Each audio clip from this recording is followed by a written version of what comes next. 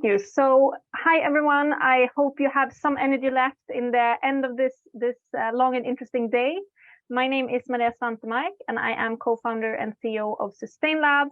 I'm going to talk about how we can use data and AI to accelerate the sustainability transition. But I actually want to start with talking a bit about sustainability because that is my absolute favorite topic. I'm also going to talk a bit about the problem today. What's the pain of data when it comes to sustainability, and what's the complexity we're talking about? I'm also going to talk about the solution. How should data be treated? How should we take advantage of these technologies? And I'm going to end with a challenge for you. So I hope you stay all the way through to the end. And I want to start by asking a few questions. When I do this live, I usually ask people to raise their hands. That's not so easy in this type of context. So I ask you just to reflect a bit on the questions I will ask. So my first question is, how many of you were afraid that you yourself or someone close to you would get COVID during the COVID-19 pandemic? And how many of you think it's uncomfortable that we have a war in Europe where one of the countries have access to nuclear weapons? And how many of you think that the economic climate is a bit unstable right now, and what's going to happen with our assets financially?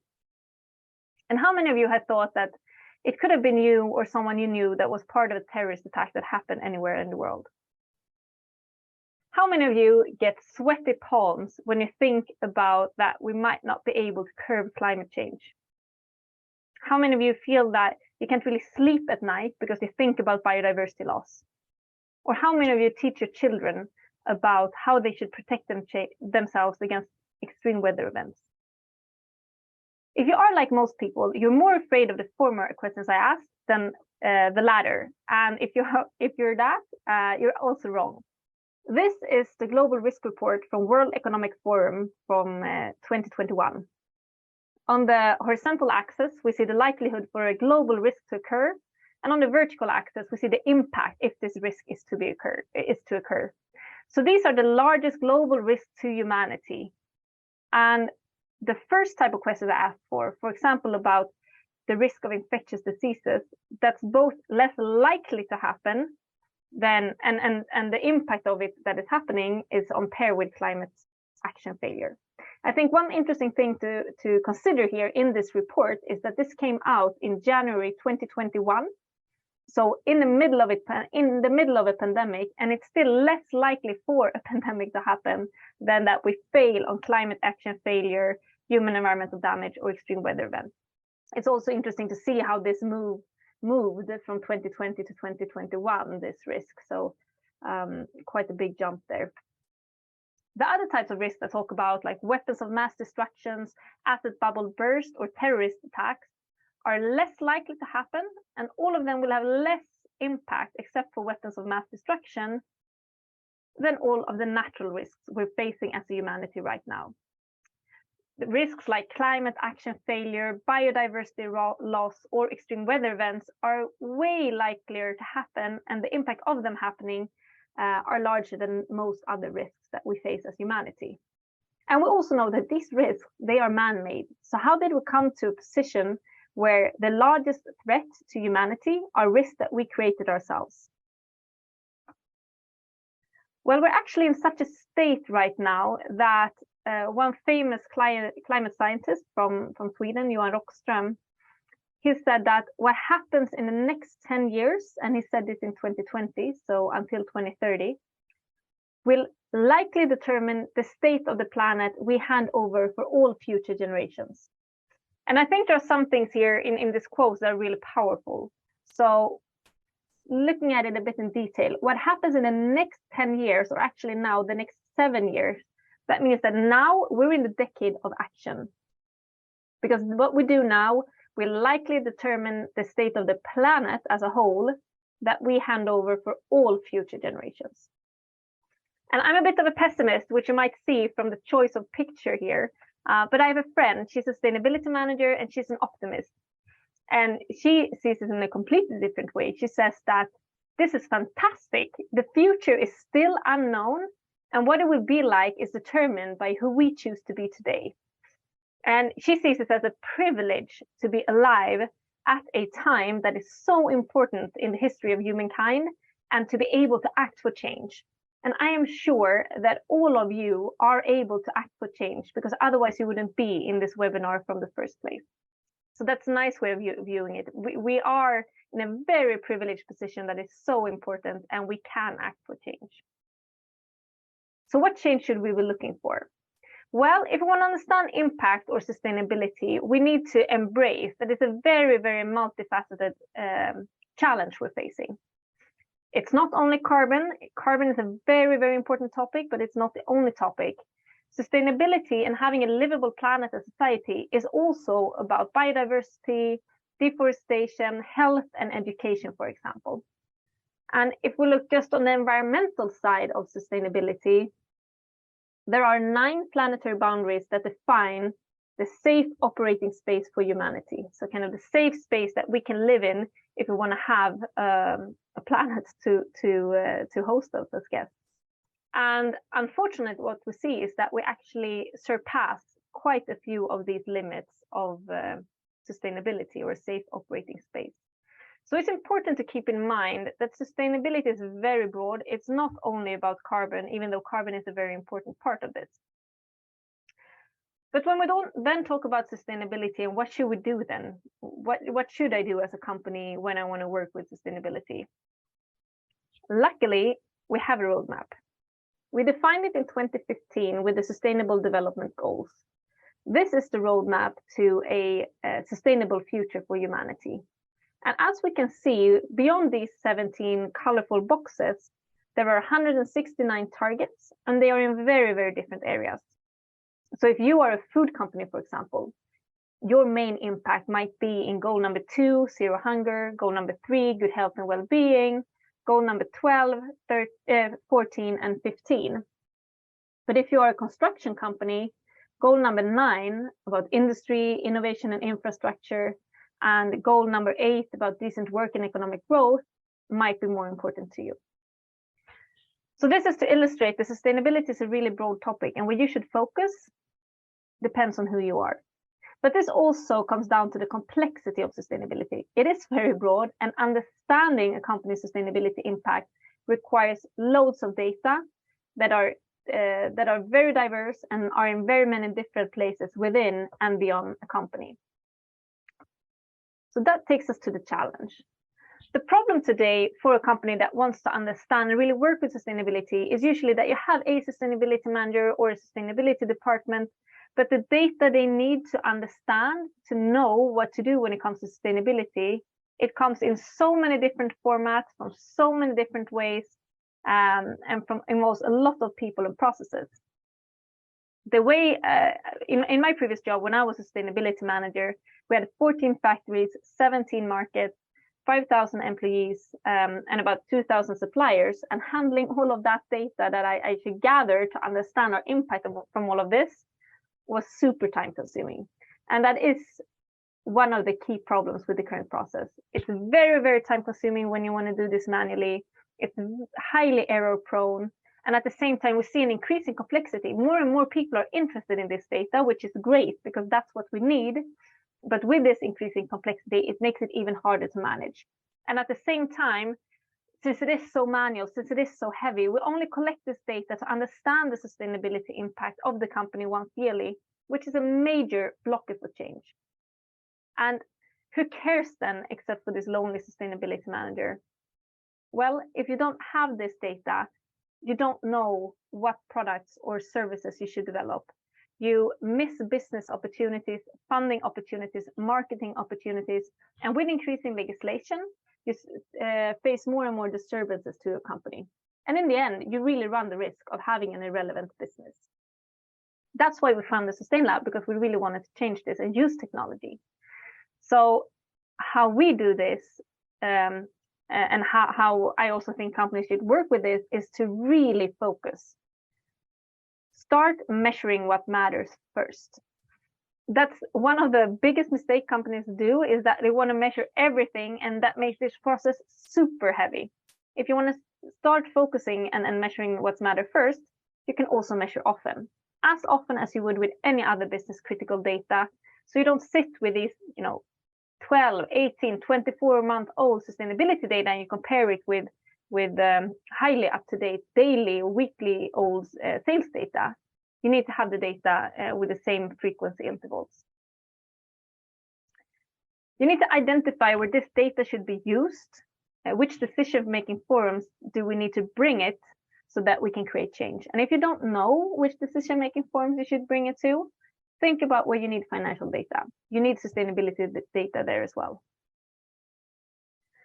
And to do all of this, of course, this is impossible to do manually. You need to automate data handling where it's possible, and you need to use your data.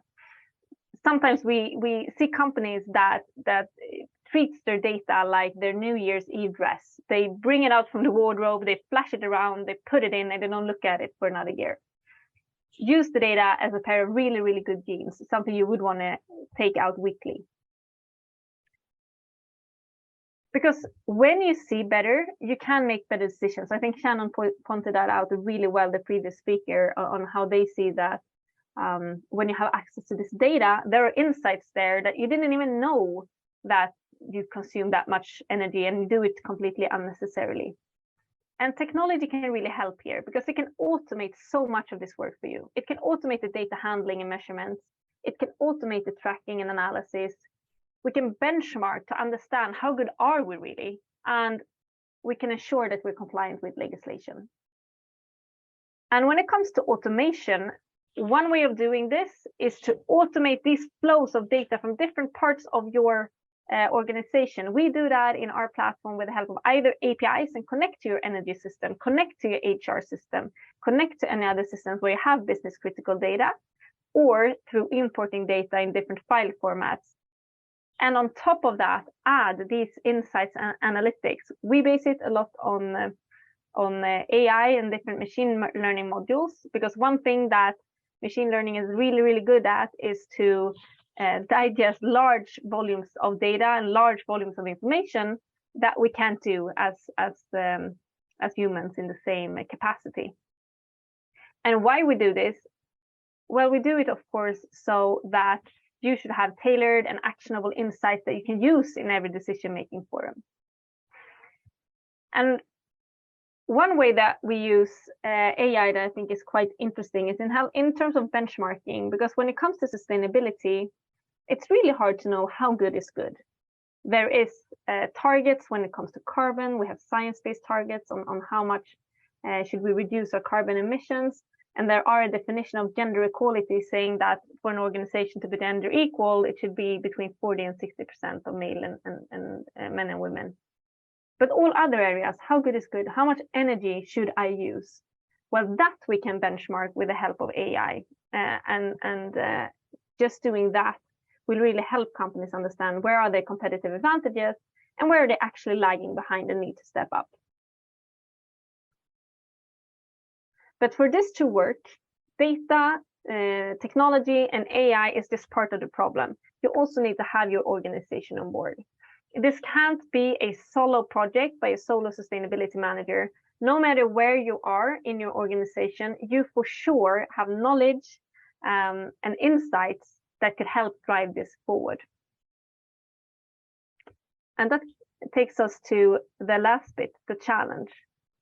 Because if you don't work directly with sustainability today, I would really want to challenge you to read your company's sustainability report, have a lunch with your sustainability manager, and understand the work it took to put this report together, and then help to ideate how to improve the process, how you can use the sustainability data, or how you can help the sustainability manager to get to this data more easily. One thing that is very, very common is when we talk to a sustainability manager, they don't even know who is their IT manager, or they don't even know who can help support them with that. So no matter where you are in the organization, you for sure have insights that could help bring sustainability forward in a faster pace. And if you are working directly with sustainability today, help simplify the complex. Not everyone in the organization will understand the topics, the standards, all of these big areas that you're talking about. So try and simplify. I hope that what I talked about today isn't too complex, but you're the ones to judge on that. And then encourage your colleagues to ask for clarification and ask for context when in doubt. This is a change journey, it's a transformational journey. Digitalization, technology, and AI will help a lot, but still there are processes and change management that needs to happen at the same time. And for the sustainability transition to happen at a faster pace, we all need to work together on this. So please bring the challenge with you. And if you don't bring anything else, read your sustainability report, help your sustainability manager. Thank you.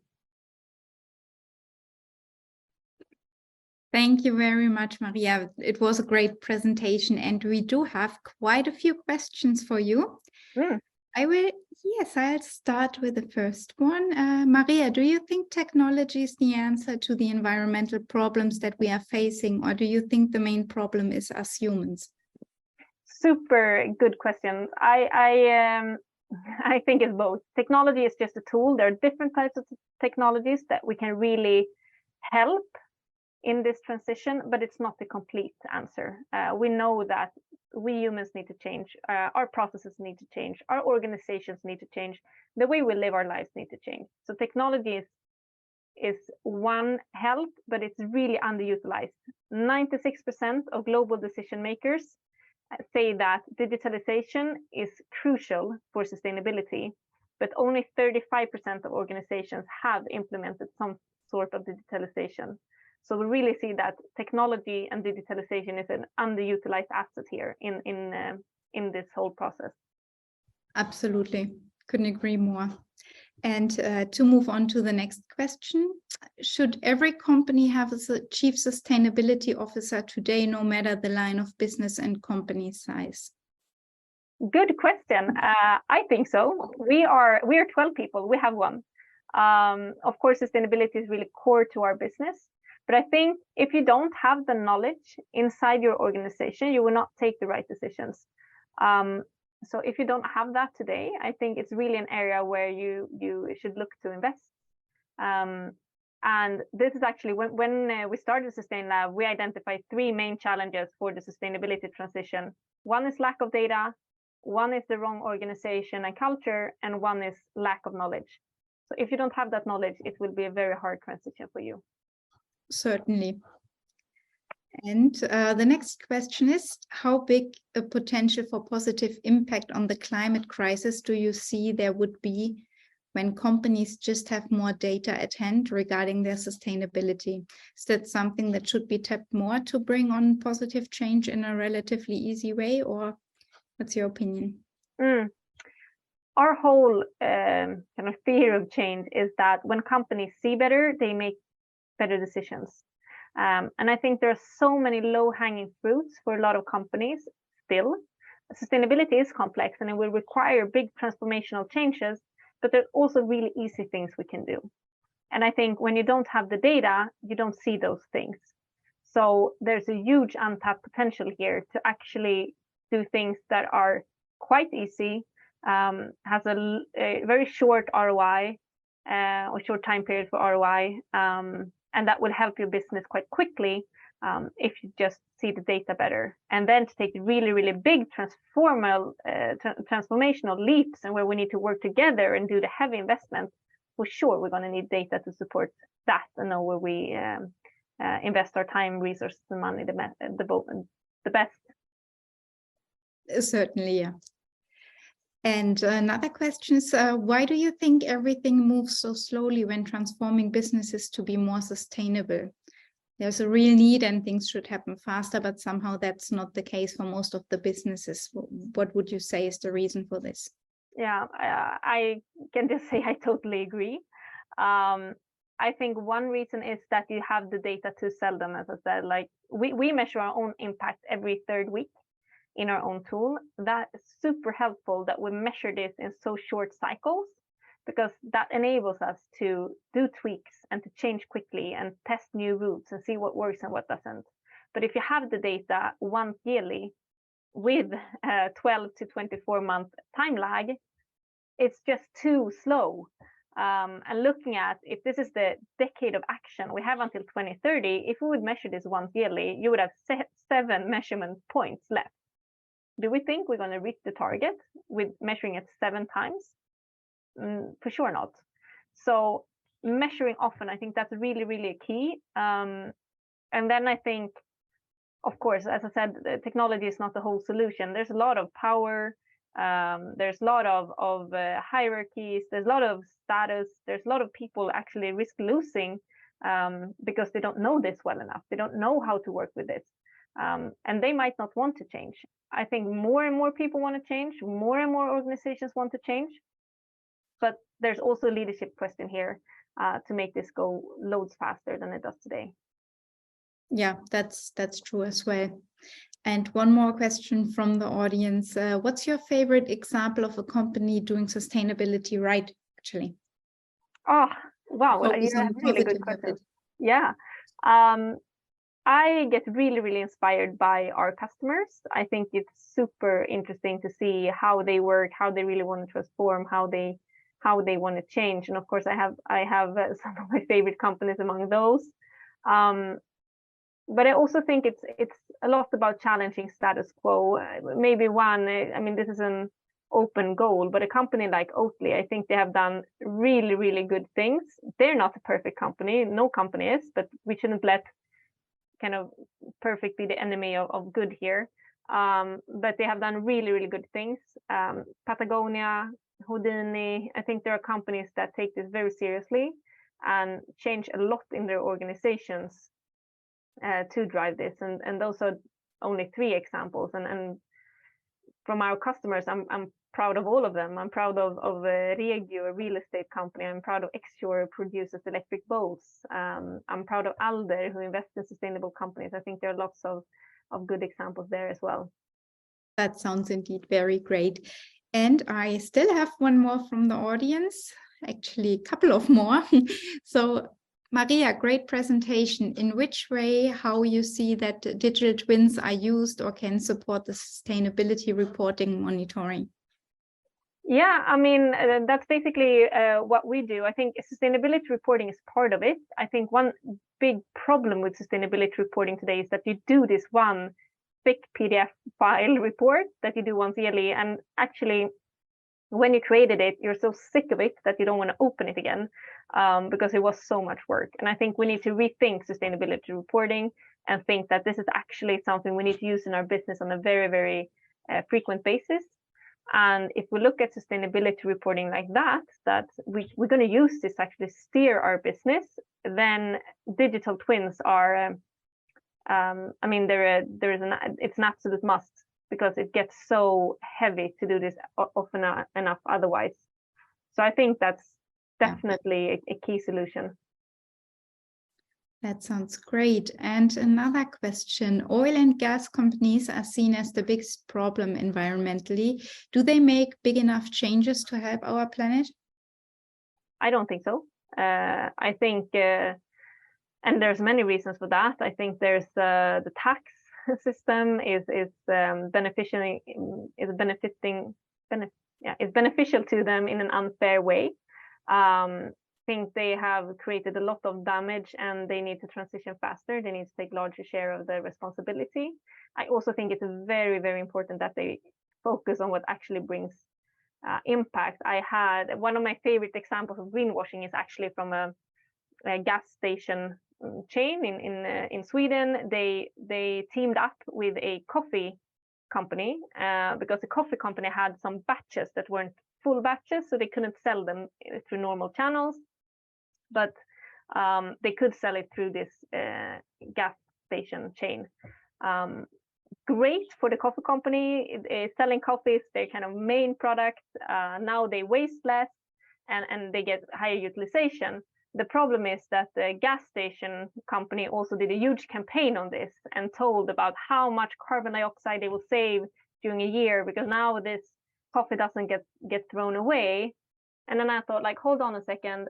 Your main business is still to sell fossil fuels. And I did some calculations and I found out that the carbon dioxide they will save with selling this saved coffee amounts to 14 minutes of sales of fossil fuels. So, maybe don't focus on the coffee, maybe focus on reducing fossil dependence and help the electrification going forward faster. So no, I don't think they do enough. That was a very good point, glad you mentioned that. And the last question that we can take in for today is, you mentioned that wherever financial data is reviewed, that is the right forum where you also need to review the sustainability data. Can you please explain this a little bit more? Yeah, absolutely. So where do we look at financial data in a company today? Well, we look at it in board meetings. We look at it in management team meetings. We should have sustainability data in board meetings, in management team meetings, but also other processes. So let's take business development, for example, or you want to develop a new product. Most companies, when you develop a product, you have different gate processes. So you would say, okay, first we need this documentation to know if we can start producing this new shoe line or food line or whatever it is. Then you go a bit further, and then you have new gates and new things you want to look at. And in all of these gates, you would look at financial data. How much does it cost to produce? How much do we think we can earn? How much does the packaging cost? And so on. There, we should also have what's the ingredients we're going to have in this food, or what's the material this sweater is made from. What's the environmental impact of that? What's the environmental impact of the packaging? Is the packaging recyclable or not? How will we transport it? Which environmental impact will that have? If it's if it's fabric made of, like in this case, wool, how was the animal welfare in that production chain? So identifying those processes where you look at financial data because they help guide your business, make sure you have the sustainability data as well there to help guide your business, and don't set up too many separate processes, because then you have sustainability as a side dish and it's not integrated in your strategy. That is a very true thing. Thank you very much, Maria. We will make sure that all the remaining questions will reach you. And then thank you for your very insightful speech. Thanks a lot, and thanks for all the questions.